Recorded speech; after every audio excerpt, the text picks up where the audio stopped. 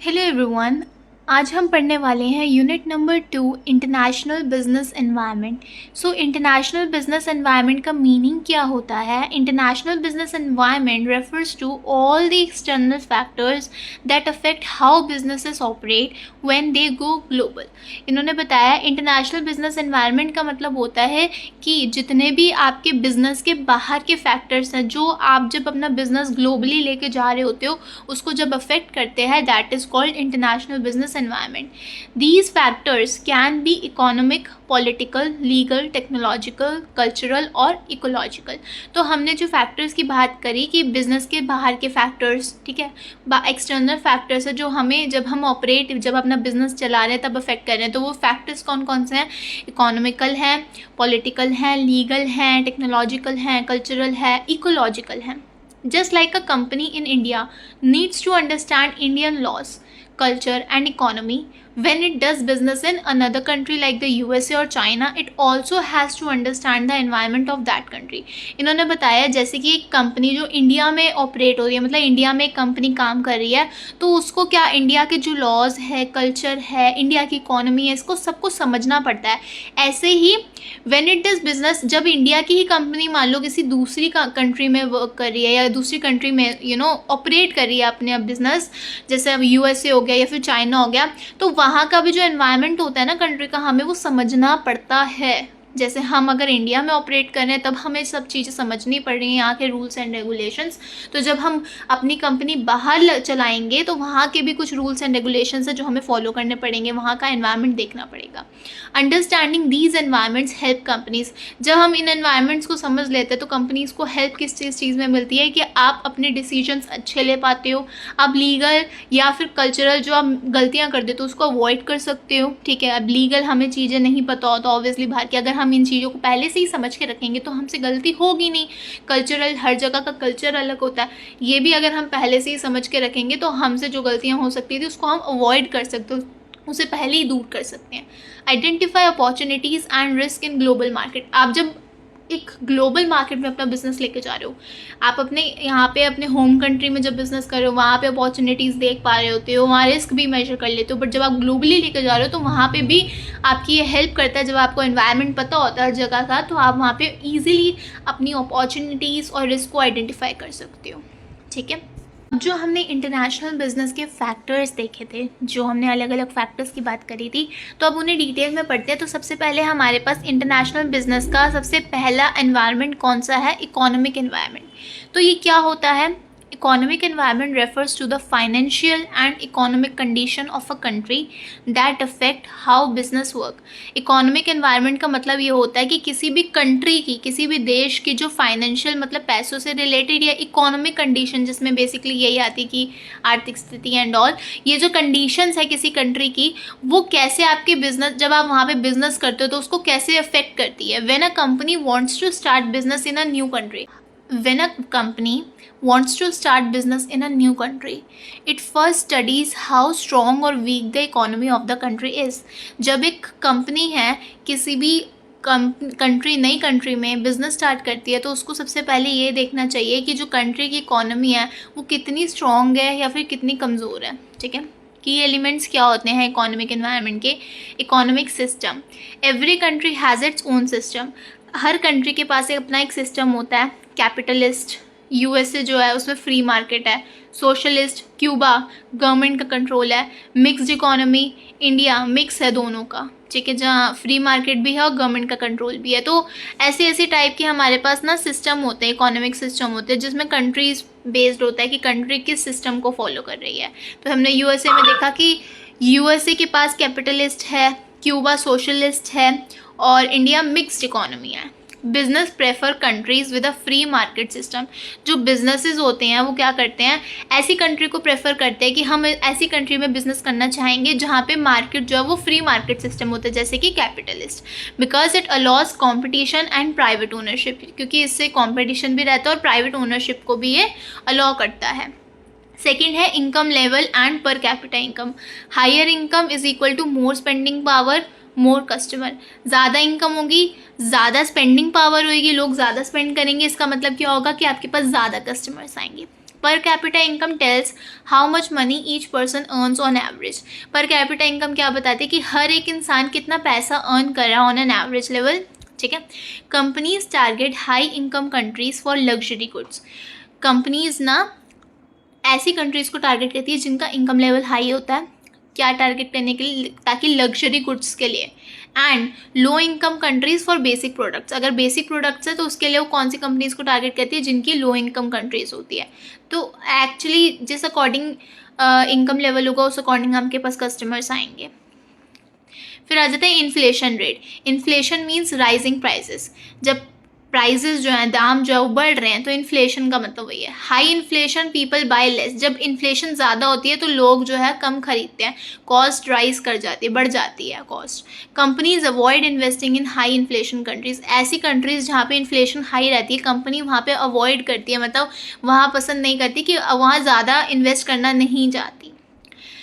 Then है हमारे पास interest rate. If interest rates are high people borrow less and save money.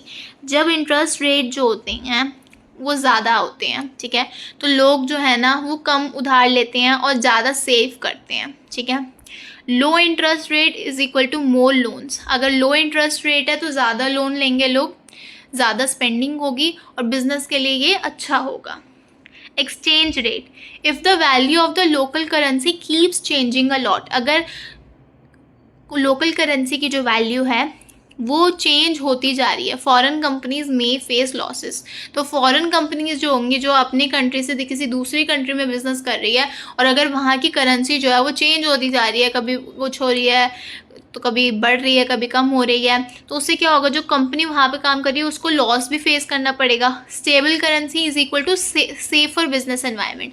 अगर currency stable है, change नहीं हो रही वैल्यू उसकी, तो बिजनेस एनवायरनमेंट जो होगा वो सेफ रहेगा। फिर आ जाता है GDP, gross domestic product. GDP shows how well the economy is growing. GDP एक कंट्री की इकोनॉमी को दिखाती है कि कितनी अच्छी जो इकोनॉमी है वो ग्रो कर रही है या नहीं कर रही है। High GDP is equal to strong demand, more jobs, more opportunities. अगर जीडीपी हाई है इसका मतलब क्या है, डिमांड ज़्यादा है, अच्छी ये स्ट्रॉन्ग डिमांड है, ज़्यादा जॉब्स है, ज़्यादा अपॉर्चुनिटीज़ हैं। देन आता है unemployment rate. High unemployment means fewer people can afford products. अगर भाई रोज़गार ही नहीं है, मतलब हाई अनएम्प्लॉयमेंट है, लोगों को काम नहीं मिल रहा है, इसका मतलब क्या है, लोगों को पास इतना अफोर्ड करने के लिए नहीं है कि वो कोई प्रोडक्ट ले सके। But it also means cheaper labour for companies. But इसका मतलब ये भी हो जाता है कि अब जो कंपनीज है उसको जो लेबर है वो सस्ते में मिल जाएगी, चीप लेबर मिल जाएगी। अब ये मैटर क्यों करता है, देखो economic condition decide whether the business will be profitable और रिस्की। अब हमने इतने सारे जो पॉइंट्स पढ़े कि ये होता है, जीडीपी होती है, इन्फ्लेशन होता है, इससे क्या है, अगर ये सब चीज़ें कंपनी चेक करती है इकोनॉमिक कंडीशन से क्या होगा, उसको डिसाइड करने में हेल्प होगा कि whether the business will be profitable और रिस्की। इतनी सब चीज़ें देखने के बाद इतना तो पता चल जाएगा कि बिजनेस जो है वो प्रॉफिट में जाएगा या फिर उसको रिस्क में रिस्क फैक्टर भी देख सकता है वो। It helps businesses choose the right country. ये अगर आप चेक करो तो ये हेल्प करता है बिजनेसेस को कि आप एक राइट कंट्री, सही कंट्री को ढूंढ पाओ, आप सही प्राइजेस को सेट कर पाओ और प्रॉपर मार्केटिंग प्लान्स बना पाओ, कैसे मार्केटिंग करनी है, कैसे लोग हैं, किस टाइप के मैं प्राइजेस रखूँ, ये सब। Example, a mobile phone company may prefer to sell premium smartphones in Germany, high income and affordable models in Nepal, lower income। अब जैसे हमने कंट्री वाइज भी देखा था, तो एक मोबाइल फ़ोन कंपनी है वो क्या प्रेफर करेगी कि जो उसके प्रीमियम स्मार्टफोन्स हैं, प्रीमियम मतलब जो महंगे अच्छे स्मार्टफोन्स हैं, वो जर्मनी में सेल करना ज़्यादा प्रेफर करेगी। क्यों? क्योंकि वो हाई इनकम है ना, वहाँ पे लोगों की हाई इनकम है, कस्टमर्स भी आ जाएंगे, लग्जरी में भी आ जाएगा। एंड अफोर्डेबल मॉडल्स, जो अफोर्डेबल मॉडल्स हैं फ़ोन के, स्मार्टफोन्स के, वो नेपाल में, क्योंकि वो लोअर इनकम है, क्योंकि वहाँ पे जितना लोग अफोर्ड कर पाएंगे उतना हम दे देंगे, ठीक है। तो इससे उन्होंने एग्जाम्पल भी पता चल गया। सेकेंड हमारे पास एनवायरनमेंट है political and legal environment. What is it? The political environment means the type of government, political stability and government policies of a country. The legal environment refers to the laws and rules that affect how business can operate. Political environment का मतलब क्या है, किस type की government है, political stability कैसे है, country की गवर्नमेंट पॉलिसीज़ कैसी हैं। लीगल एनवायरनमेंट का मतलब क्या है, लॉज एंड रूल्स जो कि आपके बिजनेस जब आप ऑपरेट करते हो किसी भी जगह पे तो उसको जब वो अफेक्ट करते हैं वो लॉज एंड रूल्स, तो वो क्या है, लीगल एनवायरनमेंट में आप कर रहे हो। की एलिमेंट्स क्या है, सबसे पहले तो पॉलिटिकल स्टेबिलिटी और instability. Stable governments attract more foreign businesses. अगर आपकी गवर्नमेंट स्टेबल है तो ज़्यादा से ज़्यादा जो फॉरेन बिजनेसेस है उसको अट्रैक्ट करा जाएगा, कि अगर जहाँ पे सरकार स्टेबल है वहाँ पे लोग अपना बिजनेस करना मोस्टली प्रेफर करेंगे। फॉरेन बिजनेसेस अगर इंडिया से कोई बाहर जाके करना चाहता है या फिर बाहर यूएसए से कोई इंडिया में करना चाहता है, वो गवर्नमेंट चेक करके अगर आ रहा है तो। If there are riots, strikes और frequent changes in government, businesses face risk. मतलब अगर स्ट्राइक्स हैं या फिर गवर्नमेंट चेंज होती जा रही है तो बिजनेस को क्या है, रिस्क भी देखना पड़ सकता है। ठीक है, देन आता है हमारे पास government policies, rules about foreign investment, taxes, imports and exports. Government policies में क्या आ जाता है कि फॉरेन इन्वेस्टमेंट के रूल्स हो गए, टैक्सेस हो गए, इंपोर्ट या एक्सपोर्ट के रिलेटेड हो गए। पॉलिसीज में फेवर लोकल इंडस्ट्रीज, पॉलिसीज ज़्यादातर क्या कर सकती है, जो लोकल इंडस्ट्रीज है मतलब कंट्री की हैं उसको फेवर कर सकती है, दैट इज़ प्रोटेक्शनिज्म। और वेलकम ग्लोबल ट्रेड लिबरलाइजेशन, या फिर वो ग्लोबल ट्रेड है उसको भी वेलकम कर सकती है जहाँ पे लिबरलाइजेशन हो रहा है। तो ये पॉलिसीज पे डिपेंड करता है। देन आता है legal system, businesses must follow local rules laws like labour laws, tax laws, consumer rights. Businesses को ना लोकल जो लॉज बनाए गए हैं ना उनको फॉलो करना पड़ता है, चाहे वो लेबर लॉ हो, टैक्स का लॉ हो, क्योंकि वो बिजनेस वहाँ पे कर रहा है। A strong legal system protects businesses from fraud and unfair practices. अगर एक स्ट्रॉन्ग लीगल सिस्टम बिल्डअप होगा तो वो बिजनेसेस को प्रोटेक्ट करेगा किससे, कि उसके साथ फ्रॉड ना हो या फिर कोई अनफेयर प्रैक्टिसेस ना हो। देन है हमारे पास foreign investment laws, some countries allows 100% foreign ownership. कुछ कंट्रीज़ जो होती हैं वो 100% फॉरेन ओनरशिप को अलाउ करती है, ठीक है, पूरी ओनरशिप देती है। अदर में require a joint venture with a local partner, और कुछ होंगे जो कहेंगे कि आप किसी पार्टनर के साथ जॉइंट वेंचर में कर लो या समथिंग। देन आ जाता है trade regulations and tariffs. Tariffs are taxes on imports. Tariff का मतलब क्या है कि जो इम्पोर्ट आपकी कंट्री में आ रहा है उस पर जो टैक्सेस लग रहे हैं। High tariffs makes product expensive. अगर टैरिफ बहुत ज़्यादा हाई लग रहा है, ठीक है, तो वो क्या है, प्रोडक्ट जो आ रहा है वो वैसे ही बहुत महंगा हो जाएगा, उस पर टैक्स ही इतना लग रहा है तो वो जब बेचेगा तो ऑब्वियसली एक्सपेंसिव हो जाएगा वो कस्टमर के लिए। Regulations include licences. रेगुलेशंस में क्या आता है, लाइसेंसेस आते हैं, product standards and quality checks, तो ये सब भी देखा जाता है। Bureaucracy and corruption, if getting permissions take long और require bribes, companies may avoid investing. अगर परमिशंस लेने का टाइम बहुत ज़्यादा लंबा हो जाता है, ठीक है, या उसमें ब्राइब्स भी आ रही हैं, मतलब पैसा ऐसे लिया जा रहा है, ठीक है, कि करप्शन टाइप में आ गया, ठीक है, और तो उसमें क्या होगा, कंपनीज जो है ना वो अवॉइड करेंगी, वो इन्वेस्ट नहीं करेंगी, उस टाइम पे दूर भागेंगे उससे। ये मैटर क्यों करता है? A safe and law abiding country gives confidence to investors. एक safe और law abiding country जो होती है, लॉ चला अच्छा लॉ है, वो confidence देती है investors को। Political and legal environments affects cost, risk and ease of doing business. एक political या फिर और legal जो environment होता है वो कॉस्ट को भी अफेक्ट करता है, रिस्क को भी अफेक्ट करता है, और ईज़ ऑफ डूइंग बिजनेस, मतलब बिजनेस आसानी से हो रहा है नहीं उसको भी अफेक्ट कर रहा होता है। Example, India allows 100% FDI in e commerce, ठीक है, so Amazon can invest freely. India जो है 100% ई कॉमर्स में FDI जो है, FDI 100% FDI देती है ई कॉमर्स में, ठीक है, सो अमेजोन जो है फ्रीली इन्वेस्ट कर सकता है, ठीक है। But in China foreign tech companies face strict legal and censorship rules. But अगर चाइना में कोई फॉरेन कंपनी करना चाह रही है बिजनेस तो वहाँ पे बहुत ही स्ट्रिक्ट और लीगल और सेंसरशिप रूल्स लगते हैं उन पे, ठीक है। तो अब अमेजोन क्या प्रेफर करेगी, इंडिया में आना ज़्यादा प्रेफर करेगी instead of going to China.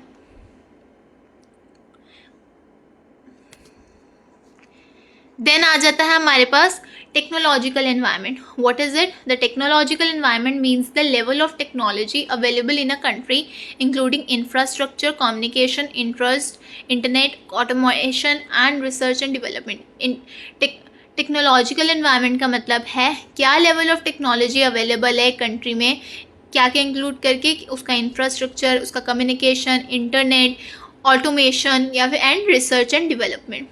की एलिमेंट्स क्या आते हैं? Internet and communication technology, strong telecom networks, internet access and mobile usage help businesses sell online. अगर आपका टेलीकॉम नेटवर्क बहुत स्ट्रॉन्ग है, इंटरनेट एक्सेस अच्छा है, मोबाइल यूसेज जो है लोगों का सही है, वो हेल्प करता है बिजनेसेस को कि वो ऑनलाइन भी बेच सके अपना सामान। ऑनलाइन लोग ऑनलाइन देखे, फ़ोन पे चेक करें, वहाँ से ऑर्डर करा प्लेस और उन पे आ गया। E commerce, digital marketing and remote work are possible. फिर e commerce business, digital marketing, remote work ना पॉसिबल हो पाता है, कि कम हो सकता है। देन आ जाता है automation and innovation. Countries with good manufacturing technology attract more businesses. ऐसी कंट्रीज जिसमें मैन्युफैक्चरिंग टेक्नोलॉजी अच्छी है, ठीक है, वो ज़्यादा बिजनेसेस को अट्रैक्ट करती है। Robotics and AI improve quality and reduce cost. अगर रोबोटिक्स है और एआई इम्प्रूव है, वो इम्प्रूव करती है क्वालिटी और क्या करती है, कॉस्ट को रिड्यूस करती है, पैसा कम लगता है। Transport and logistics, efficient airports, roads and ports help in moving goods quickly and cheaply. अगर आपके एयरपोर्ट्स एफिशिएंट है, रोड्स हैं, पोर्ट्स हैं, ठीक है, तो इससे क्या होगा कि सामान जो है ना, आपका गुड्स हैं, वो क्विकली, जल्दी आपके इधर से उधर ट्रांसपोर्ट हो पाएगा, इजीली मूव हो जाएंगे और चीपली भी, सस्ते में। Research and development, countries with high R&D investment develop new products and stay competitive. ऐसी कंट्रीज जिसमें R&D की इन्वेस्टमेंट जो है वो अच्छी है, ज़्यादा है, वो क्या करती हैं, नए नए प्रोडक्ट्स को ना डेवलप करती हैं, बनाती हैं और उस कम्पिटिटिव रहती हैं, क्योंकि नए नए प्रोडक्ट्स बना रही है। और क्या करती हैं, कंपनीज को अट्रैक्ट करती हैं जो कि इनोवेट करने में देख रहे होते हैं, कि इनोवेशन में। देन आ जाता है technology transfer policy. Some countries promote the sharing of technology while others protected. कुछ कंट्रीज़ जो हैं वो प्रमोट करती है टेक्नोलॉजी का शेयर करना, और कुछ जो हैं उसको प्रोटेक्ट करती है, उसे बचा के रखती हैं। अभी मैटर क्यों करता है? Good technology make businesses operation smoother. अगर अच्छी टेक्नोलॉजी होएगी तो बिजनेस का जो काम है उसको और स्मूथ कर देगी, इजीली काम हो जाएगा, जल्दी काम हो जाएगा। Businesses can connect with global customer. Business क्या कर पाएंगे, जो ग्लोबली अलग अलग जगह पे कस्टमर्स बैठे हैं उनके साथ कनेक्ट कर पाएंगे, इससे पैसा भी कम लगेगा और क्वालिटी इंप्रूव होगी। Example, a tech company may choose to expand in South Korea due to its fast internet and tech savvy population. अब एक टेक कंपनी जो है वो क्या प्रेफर करेगी, कि चूज़ करेगी कि वो साउथ कोरिया में एक्सपैंड करे, अपना बिजनेस वहाँ पे लेके जाएं, क्योंकि वहाँ पे उसका फास्ट इंटरनेट और टेक सेवी पॉपुलेशन है, टेक से जो यूज़ करने वाली पॉपुलेशन है, तो वहाँ पे इसकी वजह से वो प्रेफर करेगी कि वहाँ पे बिजनेस लेके जाए। देन आ जाता है हमारे पास cultural environment. What is it? Culture includes people's language, religion, lifestyle, values, behavior and customs. Culture में क्या क्या चीज़ें आती हैं, कि लोगों की भाषा, लोगों का क्या रिलीजन है, किस टाइप का लाइफस्टाइल जी रहे हैं, उनके कुछ वैल्यूज़ हैं, कैसा बिहेवियर रखते हैं और क्या उनके कस्टम्स है। When doing international business, जब इंटरनेशनल बिजनेस कर रहे हो, companies must understand and respect the local culture. Companies को जो लोकल कल्चर है ना, वहाँ के लोगों का कल्चर, उसको समझना चाहिए और उसको रिस्पेक्ट देनी चाहिए, क्योंकि आप उन्हें रिस्पेक्ट दोगे then people will come to you. क्या एलिमेंट्स है इसके? की एलिमेंट्स, फर्स्ट है language differences. Communication problems may arise. Communication problem आ सकती है, अलग अलग कंट्रीज़ की अलग अलग लैंग्वेजेस हैं। Need for translation and local customer support. आपको ट्रांसलेशन की भी ज़रूरत पड़ सकती है और लोकल कस्टमर की सपोर्ट की भी ज़रूरत पड़ेगी। आप ट्रांसलेट करोगे तभी समझ पाओगे ना, जो लैंग्वेज इफ़ मोस्टली इंग्लिश आती है, आप इंग्लिश में उसको ट्रांसलेट करवाओगे, then you will be able to understand कि वहाँ पे क्या बात चले क्या नहीं। देन आ जाता है customs and traditions. Some cultures eat with hands, some with chopsticks. अब कुछ कल्चर्स में क्या होता है, कुछ कल्चर ऐसे होते हैं जहाँ पे खाना जो है वो हैंड से ही, हाथों से ही खा रहे होते हैं, और कुछ कल्चर ऐसे जहाँ पे खाने को चॉपस्टिक से खाया जा रहा होता है, चाहे वो राइस ही क्यों ना हो। सम सेलिब्रेट डिफरेंट हॉलीडेज़। अब हर कंट्री में अलग अलग हॉलीडेज़ होते हैं, उनको सेलिब्रेट किया जाता है, so they are their customs, traditions. Then आ जाता है religious beliefs. Religion affect clothing, food, advertising, working days etcetera. Religion जो है वो आपकी क्लोथिंग के ऊपर भी इफेक्ट डालेगा, किस टाइप के क्लोथ्स आप पहन रहे हो, किस टाइप का खाना आप खा रहे हो, कैसी एडवर्टाइजमेंट होती है वहाँ पे, कैसे मतलब लोग अट्रैक्ट इस चीज़ से हो रहे हैं। वर्किंग डेज कितने हैं, काम करने के कितने दिन हैं, किसी कंट्री में सिर्फ 3 दिन हैं, वर्किंग डेज, एंड देन फिर 4 दिन की छुट्टी है या 4 दिन है, देन इट डिपेंड्स एक्सेट्रा, अलग अलग चीज़ें.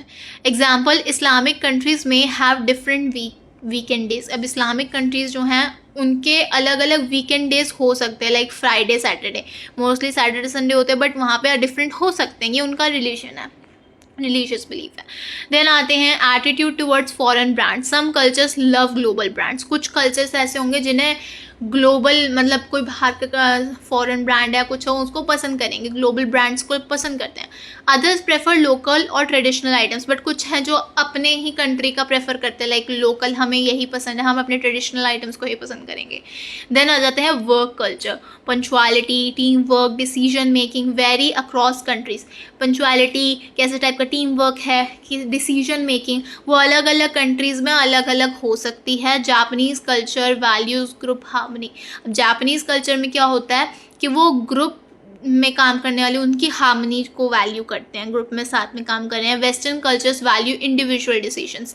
वेस्टर्न कल्चर्स क्या वैल्यू करते हैं, एक एक पर्सन का इंडिविजुअल क्या डिसीजन आ रहा है. अब ये मैटर क्यों करता है, ये हेल्प करता है टू अवॉइड कल्चरल ब्लंडर्स. आप ब्लंडर ना करो कहीं कल्चर उसमें जाके. Helps in designing ads, packaging and promotions that fit the market. इसमें भी हेल्प करता है कि हम एड्स डिज़ाइन कर पाए अकॉर्डिंग टू द कंट्री, हम पैकेजिंग देख पाए, प्रमोशंस देख पाए जो कि उस मार्केट के अंदर फिट हो सकती है. Okay. Builds trust and customer loyalty. ये ट्रस्ट बिल्ड करता है और कस्टमर लॉयल्टी बिल्ड करता है. आप कस्टमर्स के साथ रहोगे, जिस तरीके से वहाँ के कस्टमर्स हैं उन टाइप के कस्टमर्स के साथ रहोगे, सो उनके अंदर भी आपके लिए ट्रस्ट एंड लॉयल्टी बिल्ड हो जाएगी. Example, KFC in India offers vegetarian options because many Indians are vegetarian. KFC India के अंदर वेजिटेरियन ऑप्शंस भी अवेलेबल करवाता है, जो वेज ऑप्शंस हैं.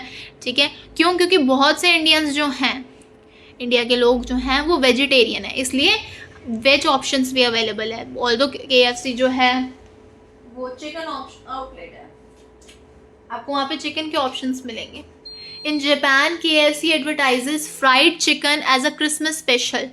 अब KFC जो है जापान में वो फ्राइड चिकन को एडवर्टाइज करता है, लोगों में प्रमोट करता है as a Christmas special, Christmas के टाइम पे, फिटिंग इनटू लोकल ट्रेडिशन. उनके लोकल ट्रेडिशन में फिट होके, उनके लोकल ट्रेडिशन में अगर ये ऐसा है तो उसके अकॉर्डिंग. देन हमारे पास आ जाता है ecological environment. What is it? Ecological और environmental factors refers to natural resources, climate, environmental laws and sustainability concerns that affect businesses. इकोलॉजिकल बोल लो या फिर environmental factors बोल लो, जो कि क्या रेफर करते हैं, natural resources, climate, environmental laws और sustainability concerns जो businesses को अफेक्ट कर सकते हैं. इसके की एलिमेंट्स क्या है? सबसे पहला है हमारे पास climate and weather. Impacts the type of product that can be sold. अब ये क्लाइमेट एंड वेदर ना आपके प्रोडक्ट के टाइप, मतलब किस टाइप का प्रोडक्ट आप सेल करो उस पर इम्पैक्ट डाल सकता है कि वो बिकना चाहिए accordingly. Example, cold weather clothing in Canada.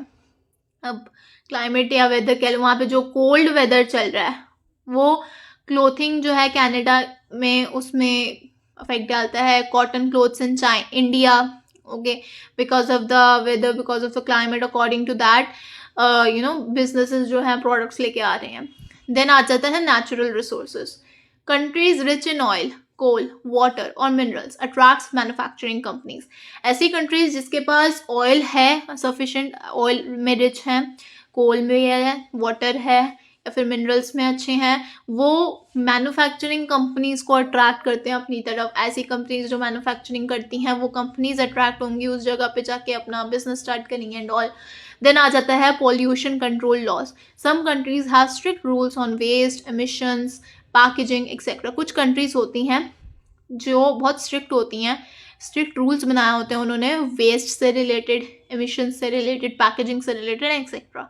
Businesses must use eco friendly materials. अब बिजनेसेस को क्या यूज़ करना चाहिए? इको फ्रेंडली मटीरियल को यूज़ करना चाहिए, क्योंकि पॉल्यूशन कंट्रोल लॉज है, काफ़ी स्ट्रिक्ट है. देन आ जाता है sustainability demands. Consumers are becoming environment conscious. अब जो कंज्यूमर्स हैं, कस्टमर्स हैं, कंज्यूमर्स हैं, ये एनवायरनमेंट के लिए बहुत कॉन्शियस होते जा रहे हैं. Green businesses are more popular. जो ग्रीन बिजनेसेस है वो ज़्यादा पॉपुलर हो रहे हैं. Global warming and disasters. Floods, droughts and other disasters affect supply chain and transportation. Flood हो गया, ड्राउट या फिर कोई अदर डिजास्टर हो गया, वो सप्लाई चेन जो है ना उसको अफेक्ट कर रहा है, ट्रांसपोर्टेशन को अफेक्ट करता है. अब ये मैटर क्यों करता है? देखो, companies must follow green laws to avoid fines. कुछ ग्रीन लॉज बनाए गए हैं. ऑब्वियसली कंसर्न बढ़ता जा रहा है एनवायरनमेंट को लेके. कंज्यूमर्स एनवायरनमेंट के लिए बहुत कॉन्शियस हो गए हैं, उसके अकॉर्डिंग लॉज भी हैं. तो कंपनीज को ये लॉज को फॉलो करना चाहिए ताकि उनको कोई फाइन वाइन ना देना पड़े बाद में. Sustainable practices improve brand image. अगर आप सस्टेनेबल प्रैक्टिसेस को फॉलो करते हो, ठीक है, सस्टेनेबल तरीके से काम करते हो, आप रिसोर्सेज को इस तरीके से यूज़ ना कर रहे हो कि भाई वो आगे बचे ही ना, आप तरीके से काम कर रहे हो, तो वो आपके ब्रांड की इमेज को भी अच्छा बनाएगा कंज्यूमर्स के बीच में, कस्टमर्स के बीच में. Eco friendliness gives a competitive advantage. आप इको फ्रेंडलीनेस के साथ काम कर रहे हो तो ये आपको एक कंपेटिटिव एडवांटेज भी देता है. Example, IKEA uses recyclable materials and promotes sustainable forests to follow ecological norms in Europe. अब यूरोप में IKEA क्या है, रिसाइकलेबल मटेरियल्स को यूज़ करता है और प्रमोट करता है, क्या कहता है, सस्टेनेबल फॉरेस्ट को टू फॉलो, क्या फॉलो करने के लिए, ecological norms.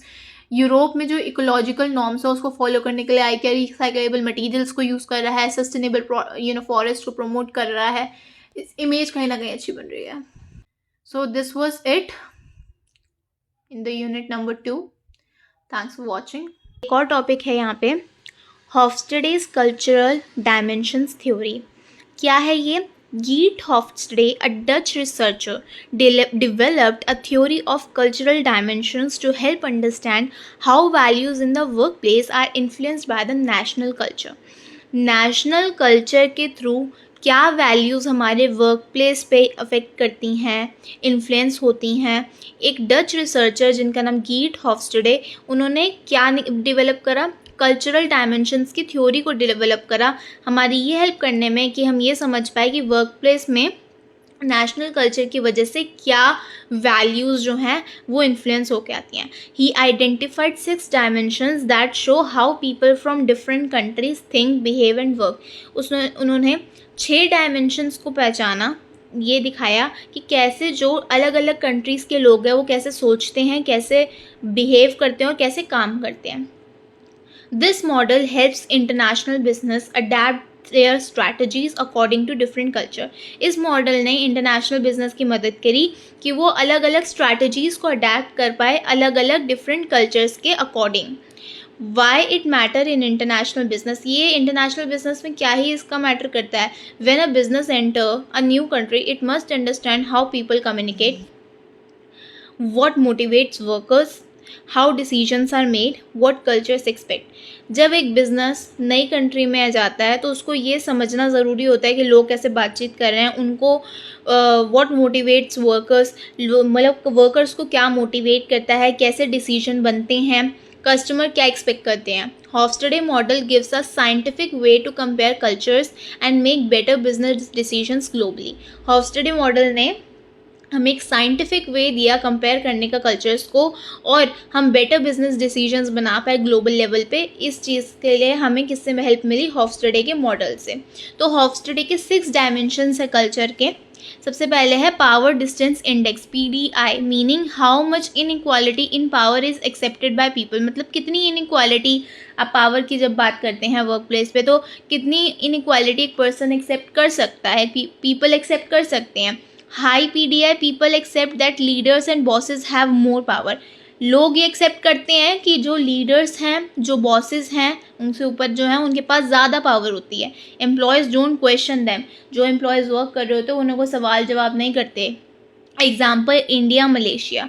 Business tip, use formal language, respect hierarchy, avoid challenging authority. Example में हम इंडिया और मलेशिया की बात कर सकते हैं. बिजनेस टिप में क्या है? फॉर्मल लैंग्वेज यूज़ की जाती है, हायरार्की जो चलती आ रही है ऊपर से नीचे जो भी है उसको रिस्पेक्ट किया जाता है, और अथॉरिटी को चैलेंज करना अवॉइड किया जाता है.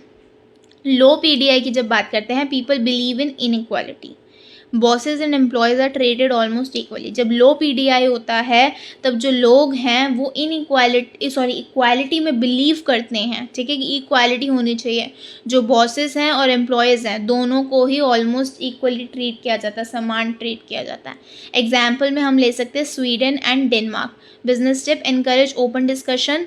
यहाँ पे ओपन डिस्कशन मतलब बात पूरी खुली बातचीत इनकरेज करी जाती है कि करी जाए, टीम वर्क बोला जाता है कि करा जाए, और फ्लैट स्ट्रक्चर्स होते हैं, कोई हायरार्की सिस्टम नहीं है, फ्लैट स्ट्रक्चर, सब इक्वल हैं, ठीक है। फिर हम सेकंड टॉपिक पे आते हैं। सेकंड पॉइंट है individualism versus collectivism, IDV। Meaning क्या है? Whether people think of themselves as individuals और पार्ट ऑफ अ ग्रुप। मतलब क्या लोग अपने आप को पीपल जो हैं वो अपने आप को साथ में मानते हैं, या फिर whether people think of themselves as individuals और पार्ट ऑफ ग्रुप, क्या लोग अपने आप को इंडिविजुअल कैटेगरी में लेते हैं या फिर एक ग्रुप का पार्ट मानते हैं। Individualism means people value personal freedom, independence and individual success. अगर हम इंडिविजुअलिज्म की बात करेंगे तो जो लोग हैं वो अपनी पर्सनल फ्रीडम पसंद करते हैं, अपनी खुद की आज़ादी, अपनी इंडिपेंडेंस और अपनी इंडिविजुअल खुद की success. Example USA and UK। Business tip, give personal rewards, encourage self responsibility, ठीक है, मतलब पर्सनल रिवॉर्ड्स को दिया जाता है, सेल्फ रिस्पॉन्सिबिलिटी को इनकरेज करा जाता है, खुद की रिस्पॉन्सिबिलिटी। कलेक्टिविज्म की जब हम बात करते हैं so people value group harmony. यहाँ पे लोग साथ में जो काम कर रहे हैं उसको वैल्यू करते हैं, family and team goals more than personal goals, और टीम गोल्स को प्रेफर करते हैं अपने पर्सनल गोल्स से ज़्यादा। एग्जाम्पल में हम ले सकते हैं like China, Japan. Business tip, focus on group success. यहाँ पे क्या फोकस होता है? ग्रुप की सक्सेस पे फोकस होता है। जो एक ग्रुप बना हुआ हो उसकी साथ में सक्सेस हो रही है तो मेंटेन रिलेशनशिप्स, यहाँ रिलेशनशिप्स मेंटेन करके रखते हैं। अवॉइड पब्लिक क्रिटिसिज्म, ये पब्लिक क्रिटिसिज्म को अवॉइड करते हैं। Masculinity versus femininity, next topic है MAS। मीनिंग क्या है? What values a culture emphasises, क्या वैल्यूज जो है कल्चर जो है एम्फसाइज कर रहा है, लाइक कॉम्पिटिशन मैस्कुलिन और care and quality of life feminine. किस टाइप का मतलब कल्चर जो है एक what values a culture emphasis, क्या कल्चर जो है वैल्यूज को एम्फसिस कर रहा है। मैस्कुलिन कल्चर अगर है तो फोकस ऑन अचीवमेंट पे फोकस होता है, कंपटीशन पे फोकस होता है एंड सक्सेस पे फोकस होता है। Example Japan, Germany. Business tip, highlight performance को हाईलाइट किया जाता है, goals and rewards. Feminine culture में क्या होता है? फोकस ऑन कोऑपरेशन, यहाँ पे कोऑपरेशन पे फोकस होता है, साथ में काम, वर्क लाइफ बैलेंस पे एंड दूसरों की केयर करने में। Example Netherlands and Sweden. Business tip, offer flexible working hours. यहाँ पे फ्लेक्सिबल वर्किंग आवर्स मतलब वर्किंग आवर्स जो हैं वो ऐसे होते हैं कि लोग काम इजीली कर पाएँ। वैल्यू एम्प्लॉय वेलबींग, एम्प्लॉय की वेलबींग पे वैल्यू किया जाता है कि एम्प्लॉय की हेल्थ भी सही रहे, वो अपनी तरफ से ओके रहे। देन आ जाता है हमारे पास next point, uncertainty avoidance index, UAI। Meaning how uncomfortable people are with uncertainty and change, कितने कंफर्टेबल हैं लोग मतलब चेंजेस के साथ। High UAI people like rules, plans and stability, they avoid risk. People जो है वो रूल्स, प्लान्स और स्टेबिलिटी को पसंद करते हैं, ठीक है, वो रिस्क को अवॉइड करते हैं, रिस्क लेना नहीं चाह रहे। Example Greece and France. Business tip, provide clear constructions, detail contracts and predictability. Clear instructions दिए जा रहे होते हैं, कॉन्ट्रैक्ट डिटेल्ड हैं और प्रिडिक्टेबिलिटी है, मतलब प्रिडिक्ट कर करके चल रहे हैं। लो UAI जब होता है so people are open to change, ठीक है, इनोवेशन एंड टेकिंग रिस्क। तो यहाँ पे क्या होता है? लोग जो होता है वो ओपन टू चेंज होते हैं, मतलब वो चेंज को एक्सेप्ट करते हैं, चेंज हो रहा है, इनोवेशन के लिए रहते हैं और रिस्क लेने में ज़्यादा आगे होते हैं। Example Singapore, USA। Business tip, be flexible, try new methods, encourage innovation. Flexible रहते हैं, नए नए मेथड्स को यूज़ करते हैं, इनोवेशन को इनकरेज करते हैं, नई नई चीज़ें लेके आ रहे हैं, ठीक है। बट ऊपर हाई UAI में क्या था कि वो लोग हर चीज़ प्रिडिक्ट करके चल रहे हैं कि कोई रिस्क ना हो, बट यहाँ पे अगर कोई चीज़ चेंज भी हो रही है लो UAI में तो वो एक्सेप्ट कर रहे हैं। देन हम आते हैं नेक्स्ट पॉइंट पे, long term versus short term orientation, LTO। Meaning whether a society focuses on the culture और values, traditions and the present. क्या एक सोसाइटी फोकस कर रही है आने वाले फ्यूचर पे या फिर वैल्यू कर रही है ट्रेडिशंस को और प्रेजेंट्स को, मतलब आज के प्रेजेंट पे वो ध्यान दे रही है और मतलब वैल्यू कर रही है अभी के जो ट्रेडिशंस है, या फिर वो आने वाले फ्यूचर को ऊपर फोकस कर रही है। ठीक है, ये होता है इसका मीनिंग। देन आते हैं लॉन्ग टर्म ओरिएंटेटेड में, people plan for the future. Long term orientated में कौन लोग हैं? जो लोग आने वाले फ्यूचर के लिए प्लान करते हैं, पैसा बचाते हैं और ओवर टाइम वर्क करते हैं, वर्क हार्ड ओवर टाइम, मतलब ज़्यादा मेहनत कर रहे हैं। Example China, south Korea. Business tip show commitment, long term strategies and patience. Commitment इनकी होती है, इनका एक लॉन्ग टर्म स्ट्रैटेजी चल रहा होता है, इनके अंदर पेशेंस होता है। देन आते हैं short term orientated, people focuses on traditions. वो लोग जो ट्रेडिशन को फोकस कर रहे हैं, सोशल ऑब्लिगेशंस को फोकस कर रहे हैं और क्विक रिजल्ट्स चाहते हैं। लाइक एग्जाम्पल में बात करेंगे यूएसए, नाइजीरिया। बिजनेस टिप में है ऑफर इमीडिएट रिजल्ट्स। ठीक है, रिस्पेक्ट ट्रेडिशंस, एक्ट क्विकली। ये इमीडिएट रिजल्ट्स पे ऑफर करते हैं कि रिजल्ट्स जल्दी जल्दी मिले, अपने ट्रेडिशंस को रिस्पेक्ट करते हैं और जल्दी क्विकली एक्ट करते हैं, काम करते हैं। देन नेक्स्ट पॉइंट आता है हमारे पास indulgence versus restraint, IVR, meaning how much people enjoy life and allow themselves to have fun. मतलब कितना जो लोग हैं वो अपनी ज़िंदगी को खुशी से एंजॉय करके जी रहे हैं और अपने आप को अलाउ करते हैं कि भाई वो मतलब फ़न कर सकें। ठीक है, so indulgent culture, people enjoy life. इस वाले कल्चर में क्या है, लोग अपनी लाइफ को एंजॉय करते हैं, फ़न करते हैं, अपने इमोशंस को फ्रीली एक्सप्रेस करते हैं बहुत आज़ादी से। Example Mexico, Australia. Business tip, marketing can use humour, emotions and lifestyle themes. इस तरीके से ये लोग मार्केटिंग करते हैं, लाइक इसमें इमोशंस भी होते हैं, लाइफ का थीम लगा के वो मार्केटिंग कर रहे होते हैं। रिस्ट्रेंट कल्चर में क्या होता है, people control their desires and emotions. Restraint culture restrained हो रहा है, लाइक पीपल अपने जो इमोशंस है, अपने डिज़ायर हैं, उसको कंट्रोल कर रहे हैं, स्ट्रिक्ट रूल्स को फॉलो कर रहे हैं। ठीक है, example Russia, Pakistan. Business tip, use formal marketing, या फॉर्मल मार्केटिंग का यूज़ हो रहा है, ओवर प्रमोशन को अवॉइड किया जा रहा है, ज़्यादा प्रमोशन नहीं उसमें हो रहा। अब इसके कंक्लूजन पे बढ़ते हैं। So Hofstede culture dimensions give a clear framework to understand the diversity of cultures around the world. Hofstede culture dimensions हमें क्लियर फ्रेमवर्क देता है ये समझने में कि जो मतलब अराउंड द वर्ल्ड में जो अलग अलग टाइप के कल्चर्स की डाइवर्सिटी है, मतलब लोगों का अलग अलग टाइप का जो कल्चर है काम करने का, वो हमें समझने में हेल्प करता है। ठीक है, it helps international companies avoid cultural mistakes, improve communication and adapt products and strategies according to each country. ये इंटरनेशनल कंपनीज को हेल्प करता है कि वो कल्चर की से रिलेटेड कोई गलती ना करें। ठीक है, अपनी कम्युनिकेशन, अपनी बातचीत को इम्प्रूव करें और प्रोडक्ट्स को अडेप्ट कर पाएँ, ले पाएँ, and strategies according to each country. और स्ट्रैटेजीज बिल्ड करने में भी मदद करता है, बनाने में मदद करता है कि हर एक कंट्री के अकॉर्डिंग कैसे स्ट्रैटेजी बनेगी। This is also the topic of unit number 2।